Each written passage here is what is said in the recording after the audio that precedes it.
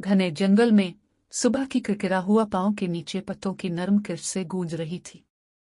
ईमा, एक तजर्बाकार शिकारी, अंदर बुश के जरिए चुपके से आगे बढ़ी।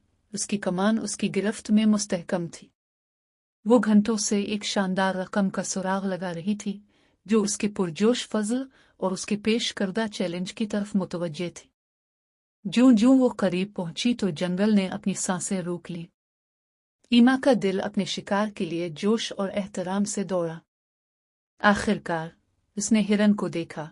इसके शानदार सींग फर्नस के ऊपर उठ रहे थे। मश्क की आसानी के साथ उसने एक तीर को निशान जद किया और एक गहरा सांस लिया। उसकी तवज्जो एक वाहिद नुक्ता तक महदूद हो गई। इसने तीर छोड़ते ही वक्त की रफ्तार कम की। इसका मकसद सच था। शाफ्ट अपने निशान की तरफ खामोशी से काटता हुआ में उड़ गया। हिरन ने छलांग लगाई, चौंका, लेकिन बहुत देर हो चुकी थी। ईमा का तीर साफ तौर पर लगा और जानवर ठोकर खाकर गिरा। उसकी ताकतवर शक्ल ने जंगल के फर्श पर हथियार डाल दिए। गिरे हुए हिरन के करीब पहुंचते हुए ईमा ने जज्बात की भरमार महसूस की। अपनी महारत पर फख्र, इस चैलेंज के लिए शुक्रगुजार और बियाबान में जिंदगी और मौत के चक्कर के लिए गहरा एहतराम।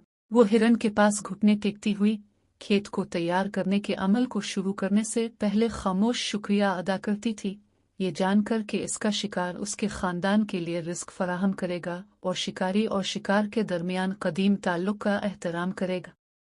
मुझे उम्मीद है कि अपने शिकार पर मबनी इस मुख्तसर कहानी का लुत्फ उठाया होगा। मुझे बताएं कि क्या कोई और चीज़ है जिसे आप दरियाफ्त करना या बहस करना चाहते हैं।